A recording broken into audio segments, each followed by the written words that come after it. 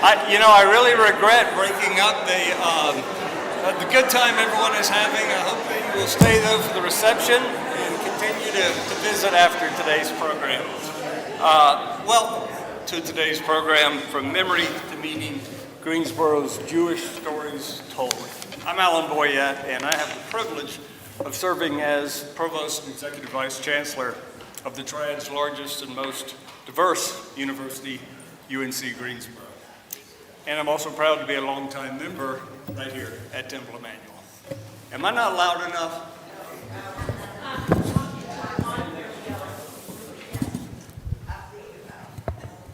I'm used to a university auditorium, not the Bema, but I'm delighted to be here. We are also fortunate today to have a very special visitor with us to highlight our program. I'd like to extend a special Greensboro welcome to her. Welcome, Dr. Dana Herman. Dr. Herman is the Director of Research and Collections at the American Jewish Archives at Hebrew Union College in Cincinnati. We're delighted to have you with us. Grateful you're here. This initiative, which is a partnership between our History Department, our university libraries, and of course our program in Jewish Studies, really demonstrates one of the things that universities do exceptionally well. We gather stories, we preserve them, we interpret them, and perhaps most importantly, we make them available to others. People then can learn, can question, and connect. And here's why I think that is so very important. If you think about the title of this program, memory on its own is fragile. It lives in us as individuals, as families, in moments that can be easily lost with time. They're memories. Meaning, on the other hand, that is what we construct together. When we listen carefully, when we document, when we place stories in context, and especially when we share them across generations. That is exactly what this oral history archive represents. It ensures that the voices of Greensboro's Jewish community, voices of service, of resilience, of trust, faith, of everyday life, are not only preserved, but truly engaged. They become part of the intellectual and cultural fabric of this community and of our university. Now, important projects like this are only possible at universities that enjoy the philanthropic support of the communities that they serve. With that in mind, I'm delighted to announce, some of you may have heard this, a portion of a very large gift to UNCG from alumna Harriet Evenson, Women's College class of 1953, will be used to create 2 new endowed funds that will advance the university's already stellar teaching and scholarship in Jewish life, history, and culture.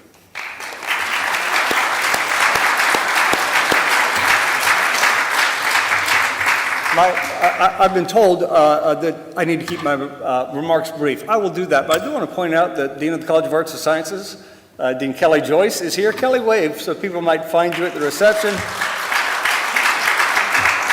Kelly shared with me that just last week a faculty committee selected the first 2 awards from these 2 endowed funds. She shared a brief summary of both projects with me. They are truly outstanding. And I know Kelly would enjoy talking to you further about them at the reception today.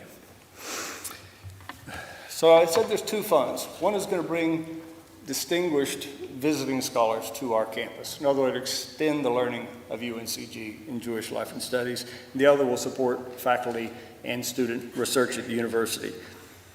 In both of these funds, we will expand academic engagement with the lived experience of Jews, be it culture, history, migration, religion, you name it. It's a broad array of things that will really enrich our Jewish studies programming here.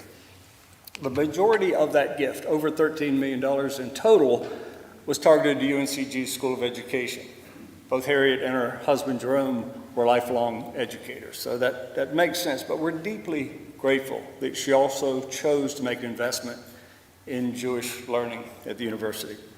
In addition to establishing these 2 funds, her generosity has named the building housing UNCG's School of Education, provided numerous teacher education scholarships, so we all know we need more good teachers, and endowed a distinguished professorship.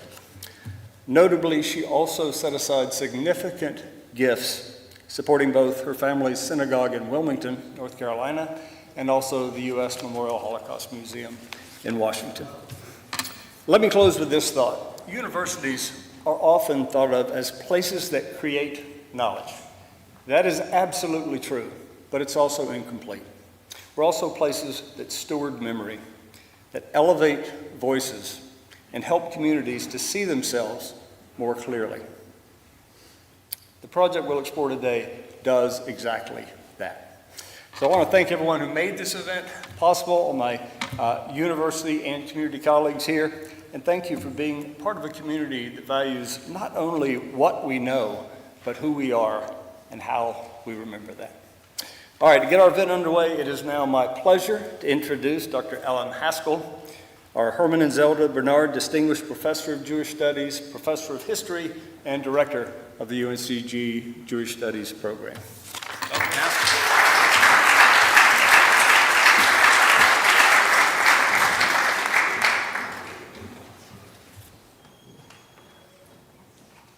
Thank you, Alan, and good afternoon, everyone. It is both a pleasure and an honor to be here. Over the past several years, UNCG's Jewish Studies program has been a proud partner and sponsor of the Greensboro Jewish Archives and Oral History Project, funding digitization and transcription of interviews, Kate Mazur's oral history recordings, archival research, and this launch. The project is a gift that we are delighted to give to the community that has been so generous with us by creating a permanent archive essential to research on Jews in the American South. Working on the project uncovered deep connections between our Jewish community and the university, both in its former incarnation as the Women's College and in its current iteration as UNCG. Those connections have resulted in a vibrant UNCG Jewish Studies program, and we are honored to share our history and commitment by creating a resource that will inform scholarship for years to come. This is truly a joint educational project that honors the goals of the Herman and Zelda Bernard Distinguished Professorship in Jewish Studies, the Henry Samuel Levinson Program Endowment in Jewish Studies, the Barbara Colchimiro Endowment for Jewish Studies, and the Judith Rosenstock Hyman Jewish Studies Program Fund, by bringing together UNCG's faculty, students, and alumni with Jewish Greensboro and the public at large, including scholars from other institutions who will come to UNCG to conduct their own research. The archives include oral histories from many of our Jewish Studies donors, supporters, and the families they have honored with gifts to the university.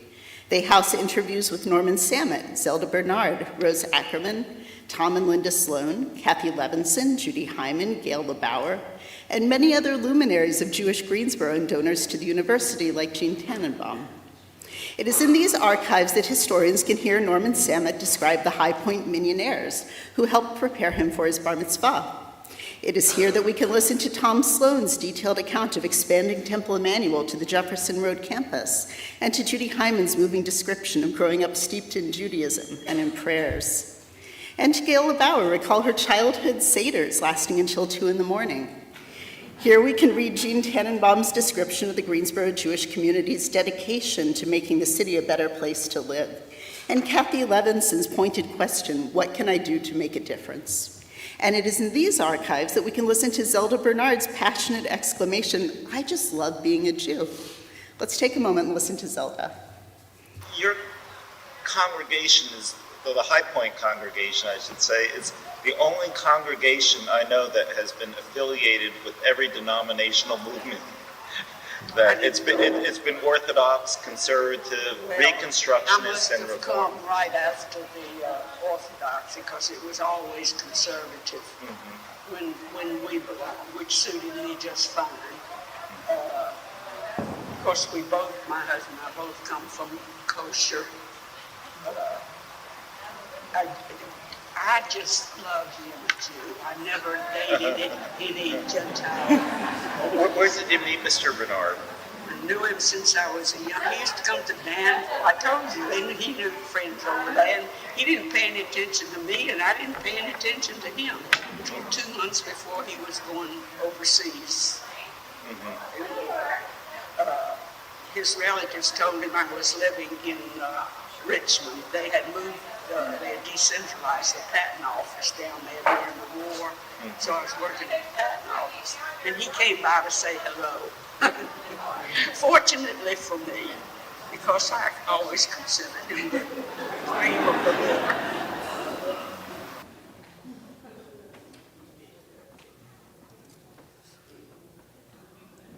These personal stories, joined by many others, yield rich information not only on Southern Jewish history, but also about Jewish immigration, interfaith relations, Jewish practice and foodways, the civil rights movement, the experience of anti-Semitism, relations between the American Jewish movements, and so much more. Thank you for sharing your stories with us, so that we may in turn share with you in the ongoing work of pursuing the study of Jewish history, culture, and religion. Our next speaker will be Dr. Ann Parsons, Director of Public History and Project Coordinator.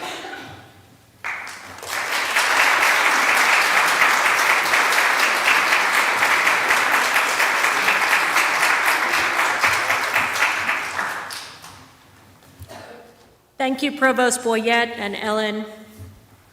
First, I want to situate us in this historic Green Street Temple, which is a remarkable example of historic preservation of a Reformed synagogue from the early 20th century. It's also a special place for me because 7 years ago we celebrated my daughter Sydney's baby naming right here in this historic setting. So it's a particular pleasure now to share Greensboro's Jewish Memories, an archive and oral history project today with you. The folders that you received have detailed information about the collection, website links, what you can do to get involved. And we've also given postcards in there. So if there are things that you see that you think other people will be interested in, we encourage you to pass those along. As Director of Public History, I oversee the Masters in History Museum Studies program. We create numerous community-engaged projects each year. For instance, this summer, Limits of Freedom, an exhibit on Black history in Greensboro, will be traveling around the community for the semi-quincentennial.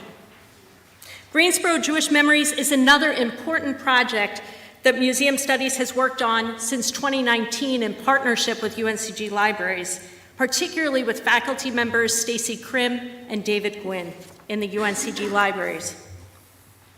Stacy Krim is curator of manuscripts and cello music, and she went through the UNCG Libraries collections with a fine-tooth comb, searching for materials related to history and Jewish history and life, such as cello collections of Holocaust survivors and papers of Etta Cohn, Lenny Gerber, Buddy Wild, the list goes on.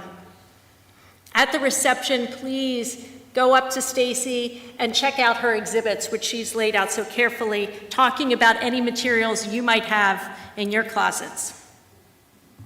The second core member is David Gwynn, our Digital Collections Coordinator. David is curator of Digital Greensboro, the central website of Greensboro's history. Today, it's my pleasure to announce that Digital Greensboro also holds Greensboro Jewish Memories. In 2019, Aaron Larimore, the University Archivist, secured funding for this project from the Southern Jewish Historical Society to digitize collections.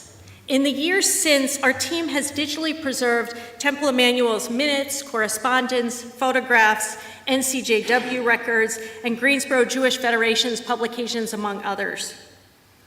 UNCG alumna Sarah Mask, who's here today, was a powerhouse during the pandemic, spending months in the archives scanning documents, reading them, and then typing up summaries into what became metadata for us.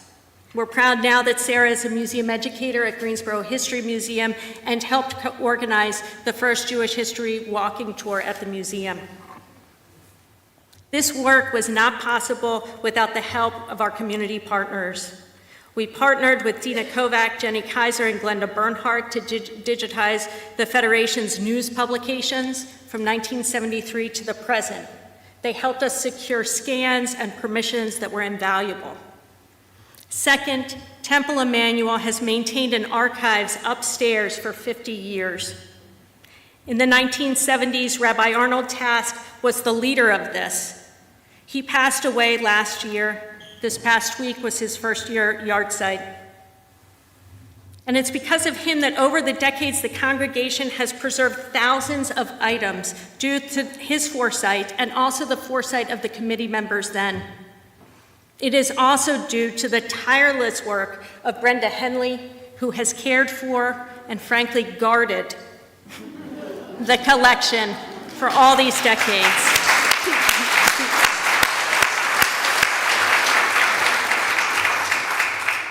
And also, many volunteers were involved in that. And two of note to me were Vicki Kilimanjaro, who helped with organizing the library, and Bob Cohn. A final silent partner for me is my father, Vice Chancellor Don Parsons, who now in his retirement does many things, including being the treasurer of the Jewish Historical Society of Delaware. For 7 years, my father has coached me around this project and setting priorities, being patient, and taking this project one step at a time. Thank you. Thank you.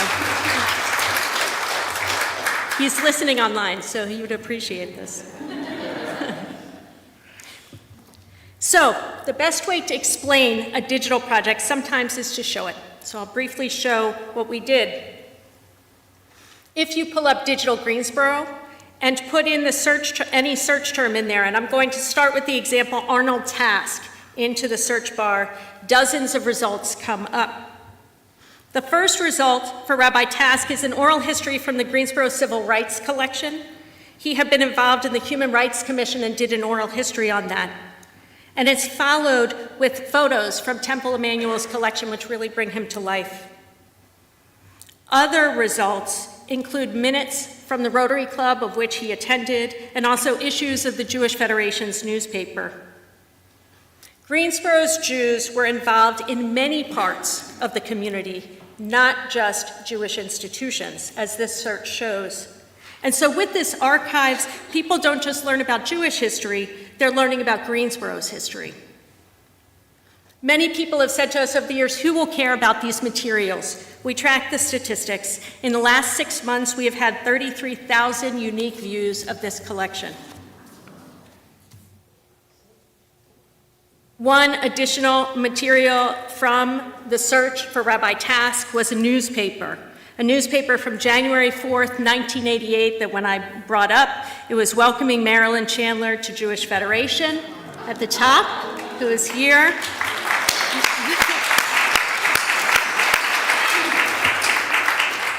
And also, lower on the page was thanking Joyce Schumann, for her work during the transition, and Joyce is one of our interviewees. In the middle of this paper is a magnificent article about Rabbi Task and 150 other people. 150 people on multiple buses from Greensboro went up to the Freedom Sunday for Soviet Jews rally in 1987. Many of you in this room, I think, were here. On that day, 200,000 people converged on DC, calling on Gorbachev, who was visiting at the time, to free Soviet Jews and also give them human rights. That rally is remembered as a national event, but it was not possible without the hundreds of communities, local communities like Greensboro, organizing and showing up. Local history and the history of everyday people matter. To that end, I also want to thank the editors of this newspaper, because newspapers matter too. Two editors who are here today, Robert Chandler and Corky Siegel, did that work as volunteers, and in doing so, they created an invaluable historic record. Greensboro Jewish Memories had a final component, our oral histories. Exactly 3 years ago in that social hall, in May 2023, a group from Temple Emmanuel Archives Committee, including Brenda Henley, Amy Thompson, and Gail Bernstein, and John Glazeman, met in this building. We decided that the most important next step for our work was to focus on oral histories, gathering new ones, and digitizing the cassette tapes and DVDs that were deteriorating rapidly. 2 weeks after that meeting, my partner and I received a call from our pediatrician. Sydney, our 3-year-old, who had had her baby naming here, had leukemia. She had a very good prognosis, and she's now in remission, and I think she's somewhere around. Yeah, maybe.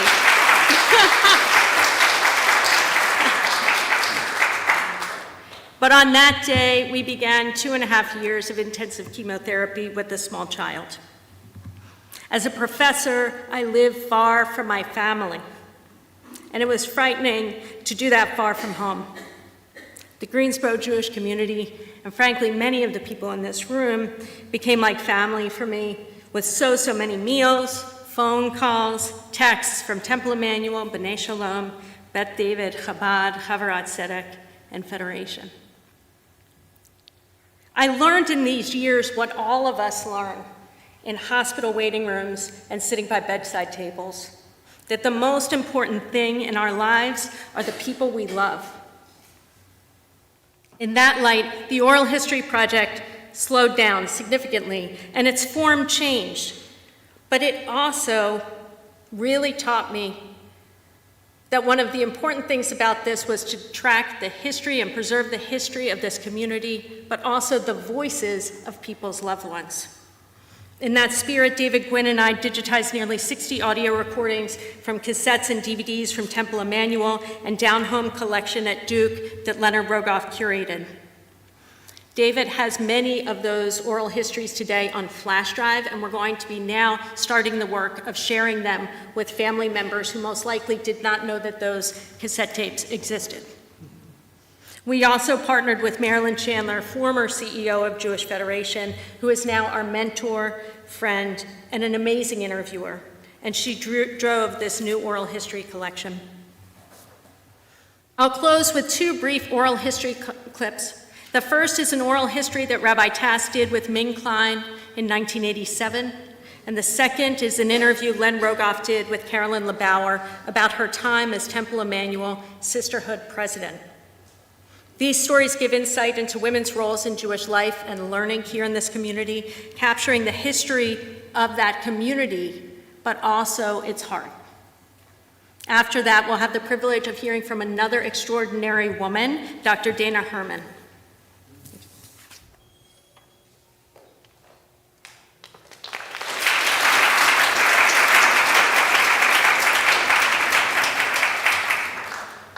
When I came here, Temple Emmanuel, the current Temple Emmanuel building was only 7 or 8 years old because it had been dedicated by 1923, and I came in 1930. And I was thrown into the community activities. Practically there I got back to my honeymoon because the Sunday school, as it was called in those days, took anyone who could read a word as volunteer teachers. And among the people I taught at the time were Bill Stern, Edward Cohn, Lee Tannenbaum, and a few others whom I don't remember. And you can imagine there was not much good teaching going on. But we did have Sunday school rooms, and did have sort of a routine. Now, when I came, Rabbi Milton Ellis was rabbi, but he only stayed about a year. And Rabbi Rippins came in 1931, and Mrs. Rippins organized a fine school. Mr. Sidney Stern Sr. was president of the congregation, and sometime during his 20-year tenure, while we were without a rabbi, people, the members of the congregation, conducted services, and I was probably the first woman to be asked to conduct services. And this was in May of 1931, because I was at that time pregnant with my first child, so she had an introduction to the pulpit before she was born.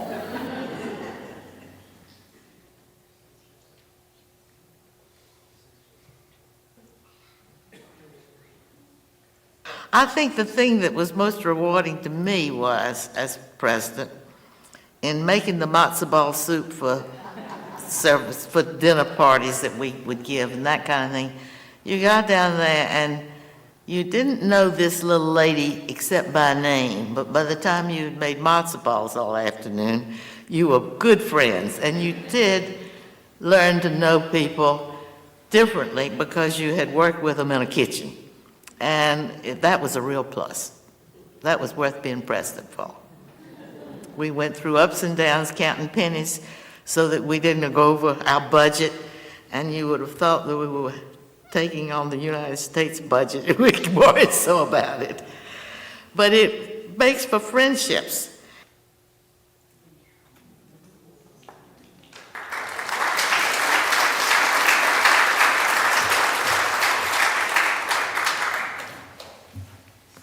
Good afternoon, everyone. I haven't even been here in Greensboro 24 hours, and I feel I am the beneficiary of such wonderful Southern hospitality, so thank you. And my thanks especially to Anne and to Marilyn for inviting me to be part of this wonderful program and this celebration. It's a pleasure to be here with you, all of you. Before I begin, I want to applaud all who have worked on this project. What you have accomplished here deserves particular recognition.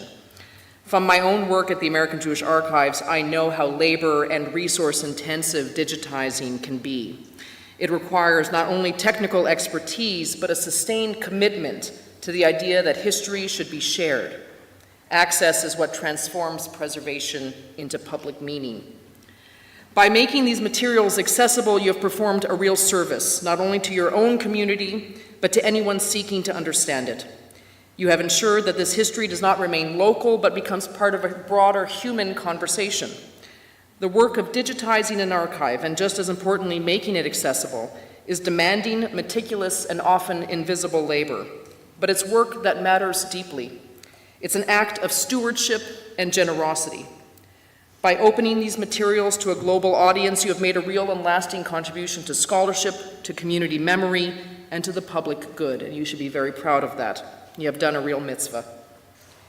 When we gather to talk about history, we are really talking about something much more immediate, how communities remember and how they endure.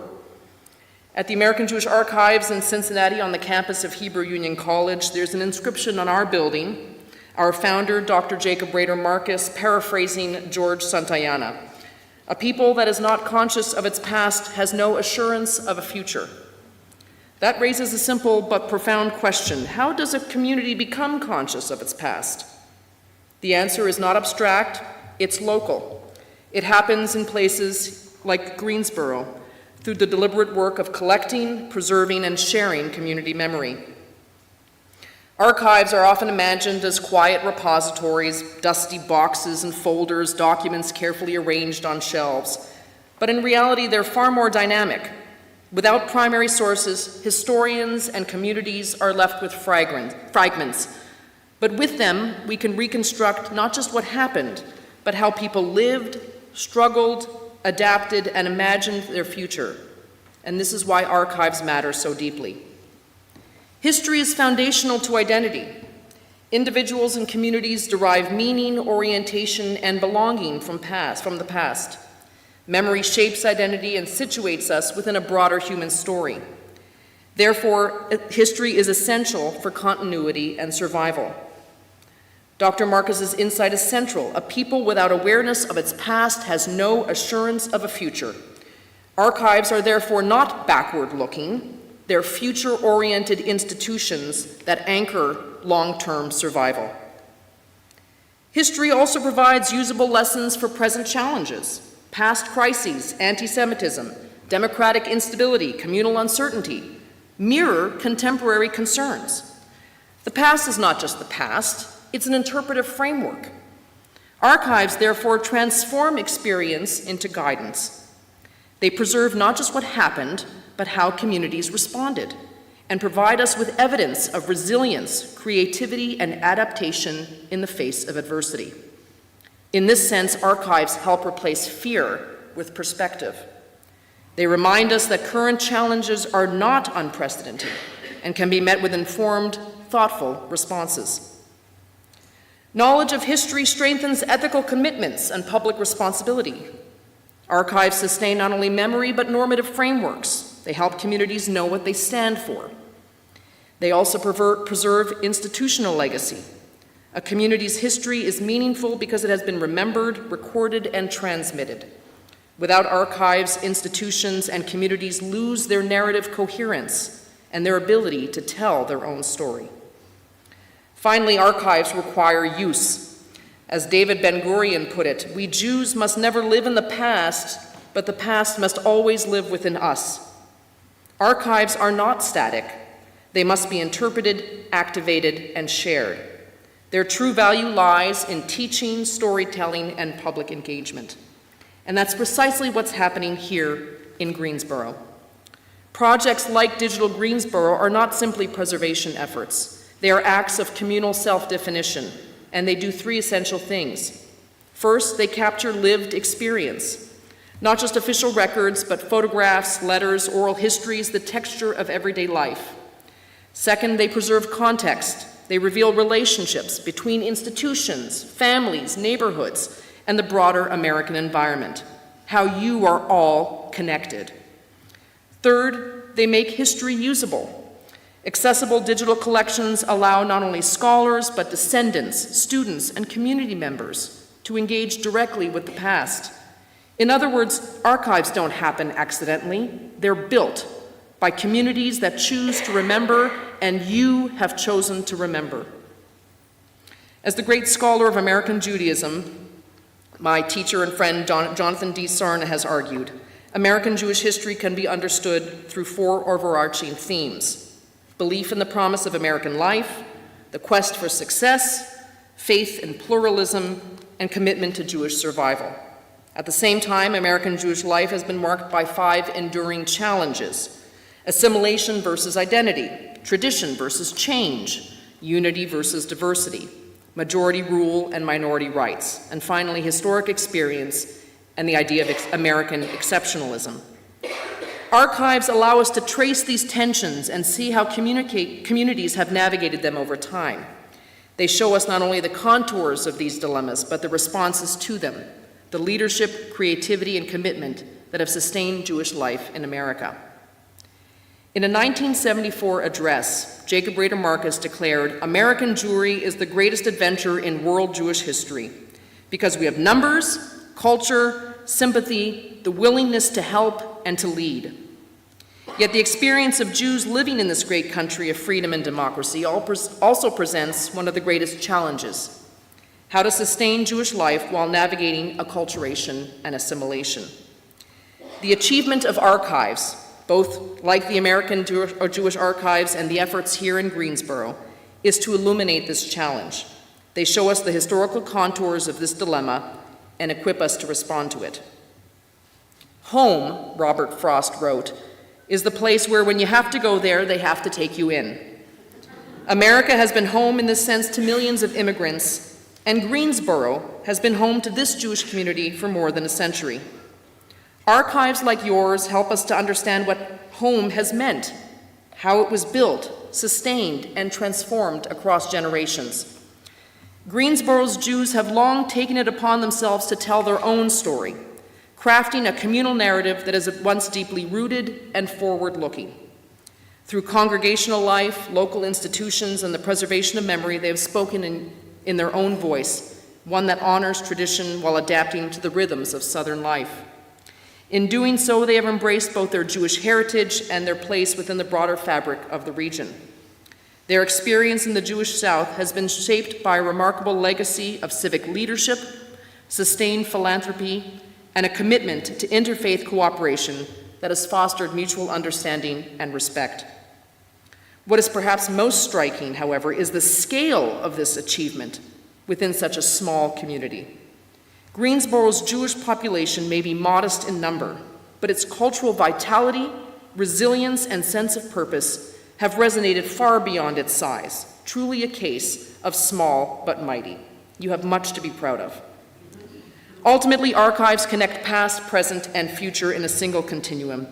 They are the medium through which memory is carried forward, an eternal flame that must be lit anew in each generation.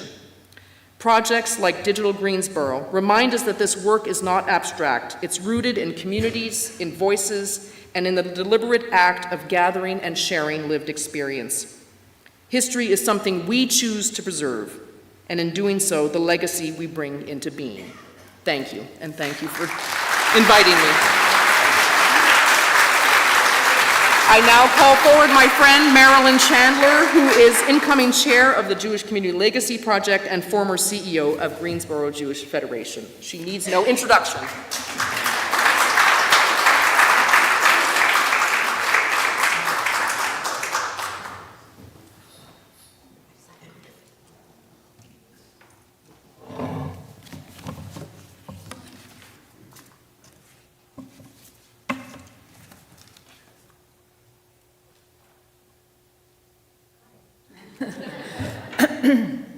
Soon after I retired as CEO of the Greensboro Jewish Federation, UNCG faculty members met me to take a look at the archives. We found a lot of papers loosely organized in boxes in the attic, as well as a collection of the Federation News and Shalom Greensboro magazine, which, thanks to two staff members, Diane Hines and Dina Kovac, had been preserved in acid-free portfolios and digitized. We all decided that something needed to be done to preserve and protect the unique history, materials, and voices of the Greensboro Jewish community and organizational life, and to build a research base of information for the future. How to get started was the challenge. We convened an exceptional team, of which I was lucky to be a member, which included project coordinators Dr. Ann Parsons, Stacy Krim, and David Gwynn. Would you all stand up, please?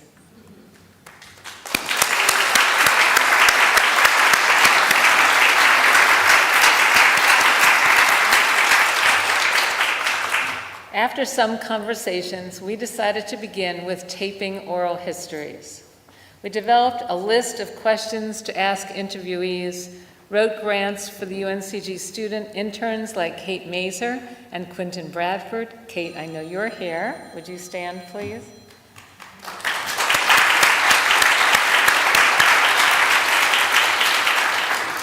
Who served as videographers, editors, and indexers, and came up with a list of potential and subsequent interviewees. We explored family history and issues, including the Holocaust, Israel, overseas Jewry, unions, Jewish-Black relations, anti-Semitism, historical events, mentors, leadership, and philanthropy.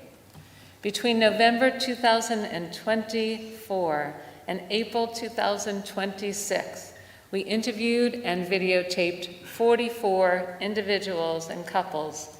Some occurred over multiple interviews, and one was over Zoom. We began with Judy Hyman's stories of dorm life, followed by a career in the public schools, public service, and political campaigns. And our last interview to date was with Corky Siegel, who spoke about her teaching and volunteer experiences in NCJW, the Federation, and both were Women's College graduates. These individuals opened their homes, their hearts, their triumphs, and their losses with us. They or their family members had arrived in Greensboro from the United States, Canada, Germany, Bessarabia, Ukraine, Lithuania, Russia, Eastern Europe, and Israel. Many families came first to High Point and then moved to Greensboro. They came from a wide range of Jewish observance, with later generations observing differently than earlier ones. Judaism for some was about rituals and holidays. For others was about ethical behavior, learning, cultural Judaism, Jewish peoplehood, and Israel. Some had one non-Jewish parent or a parent who had converted to Judaism. One had converted to Judaism. Some were married to Jews or were professionals serving the Jewish community. We heard stories like that of Mel Kriegsman's mother, who lived in the shadow of the Holocaust, and of Sylvia Samet, whose family members were killed during the massacre of Lithuanian Jews at the 9th Fort Prison in Lithuania. There were many veterans who had served in the U.S. Armed Forces overseas during World War II, and many at the ORD, the Overseas Replacement Depot in Greensboro, like my father-in-law. Joan Samet recalled Shabbat dinners growing up when her mother, Min Klein, would host many servicemen for dinners and meet and greets with the local girls. There were others who tried desperately, like Harry Sloan, to bring family to America during the Holocaust. An unofficial German colony existed of those German-speaking Jews who came to Greensboro, who lived on Fry Street near Lindley Elementary School. Why Greensboro? Greensboro was a return to home, a place in which they built or joined a family business, a stop along the railroad. It was a place they had found a job in textiles, chemicals, furniture, sales, downtown shops, professions, universities. Or they had found a spouse and were a homemaker. In earlier days, women couldn't attend UNC in Chapel Hill until junior year. So many attended and graduated from Women's College, UNCG, like Janice Fields and her mother, Mimi Levin. Speaking of women, there were formidable women, early suffragettes, feminists, civil rights activists, and many volunteer leaders of organizations. The second president and first woman president of the United Jewish Charities, the predecessor to the Federation, was Laura Cohn in 1944. The first woman president of Beth David Synagogue was Anne Falk in 1985. And the first woman president of Temple Emmanuel was Midge Pines in 1994. In Midge's words, anyone could be president. It was time for a woman to take over. The longest serving professional in the Jewish community is Brenda Henley, Director of Congregational Services.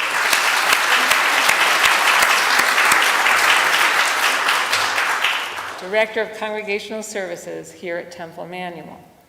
Yes, there were dark times, like the stories David Moff shared about the attempts to unionize the mills and the subsequent Nazi Klan shootout in 1979 in Morningside Homes.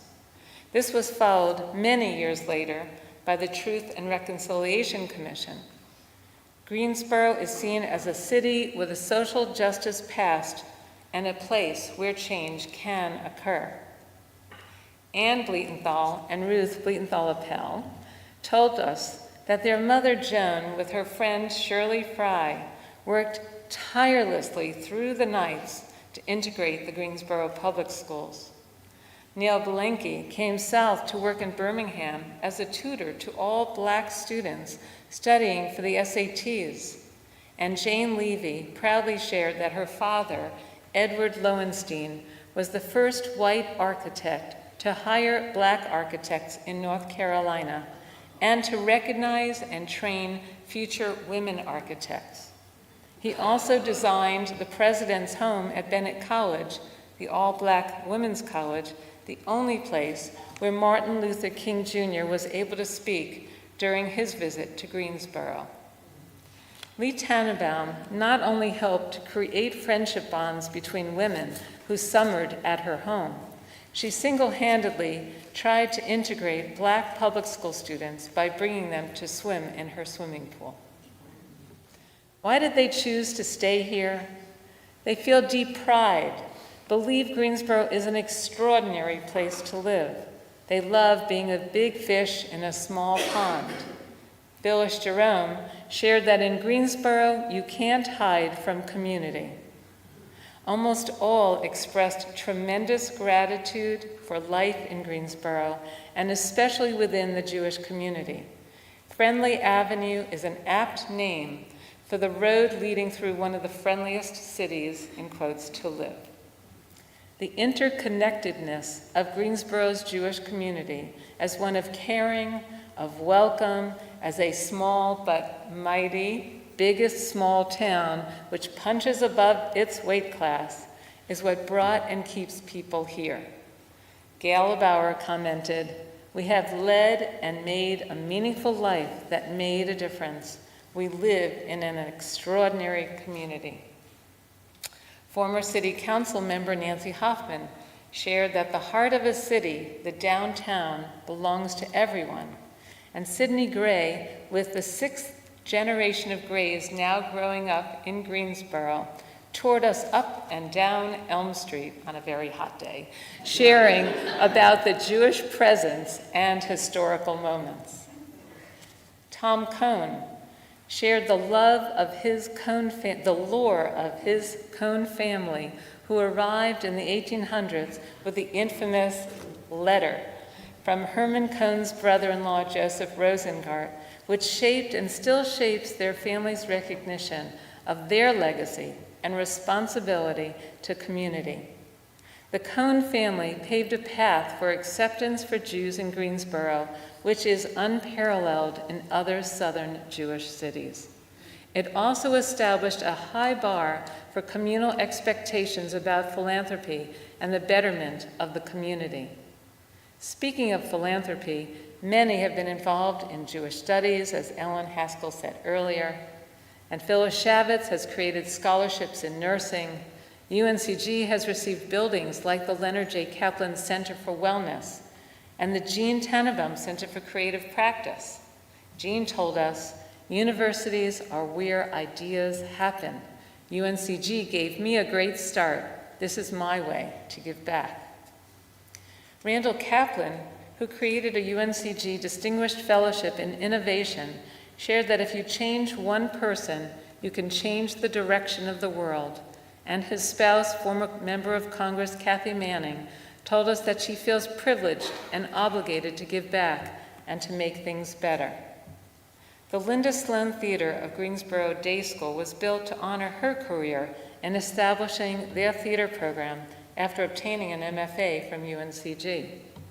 These individuals and many others were involved in the raising of funds for and the creation of Triad Stage and the Stephen Tanger Center for the Performing Arts. Ellen Fisher learned about charitable giving from her spouse, Gary Fisher, who learned from his mother, who had founded an aid society, a jewelry business, the proceeds of which supported unwed Jewish mothers. Greensboro was a place where new, big ideas were tested for the Jewish community. The North Carolina-Israel Partnership, the American Hebrew Academy, Camp Ramat Darom, and the Carolina Foundation for Jewish Seniors are organizations and institutions with origins here. Most take pride in being an American.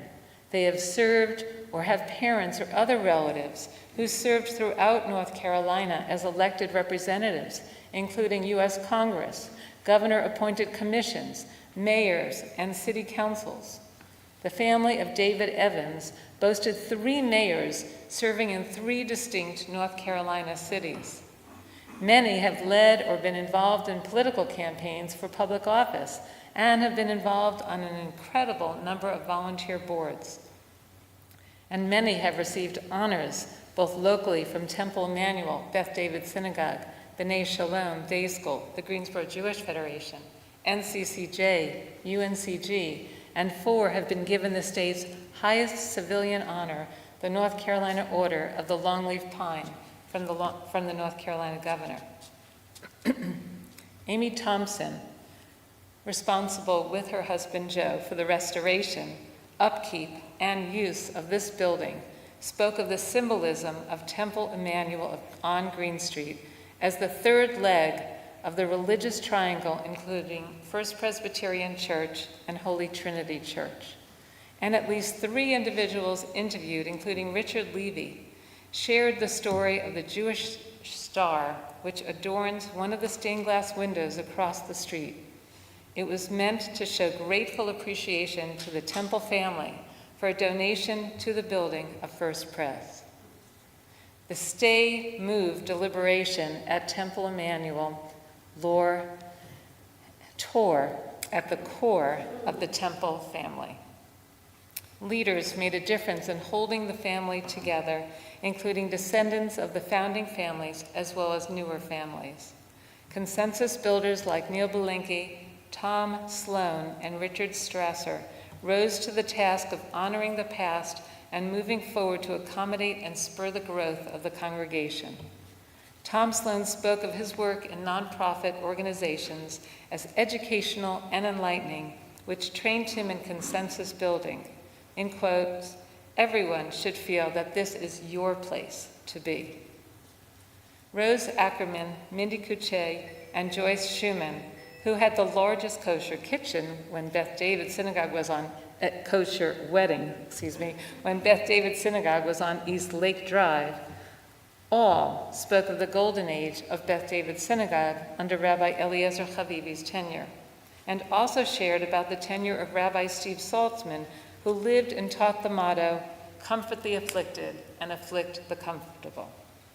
Times of close relationships were especially noted between rabbinic colleagues Rabbis Joe Asher and Simcha Kling.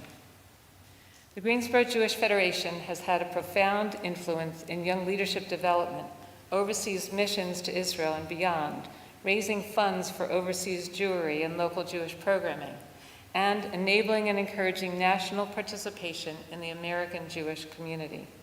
Betty Cohn loved learning and being a participant on the first Young Leadership Israel mission in 1973 with her late spouse, Benji. Many pointed particularly to Larry Cohen, who began the Federation, Kenny Miller, who began Young Leadership and Young Leadership Missions, Debbie Miller, who began the local Lion of Judah program, and Joan Bleetenthal, who brought out the best in potential leaders. The Federation's resettlement effort in the early 1980s through the newly created Jewish Family Services, which brought Jews from the former Soviet Union, was one of the largest volunteer efforts supported by the entire Jewish community over an extended period of time. According to Kathy Levinson, an active participant in the Downtown Greenway Project, former UNCG librarian and executive director of the Tolio Foundation, noted that Leonard Kaplan propelled the notion of increasing philanthropy through a national retreat called the Wealth and Giving Forum, through the creation of the Jewish Foundation of Greensboro, and with his spouse Toby, the building of the Federation, North Carolina Hillel, Women's Resource Center, and Camp Ronderome. We heard stories of involvement in community from many different perspectives: NGOs, healthcare, education, the arts and music, parks, business, and media. Jean, Sam, and Joe LeBauer shared their personal stories of becoming physicians, growing their practice, and of encouraging other Jewish physicians to move to Greensboro. Joel Liebling spoke of Arthur Bleetenthal's intervention on behalf of another member of the community who needed to secure a bank loan to begin a business. Steve Mackler, on behalf of this community and the North Carolina Secretary of State, was involved for decades in providing dental care and training other healthcare professionals from all over the world.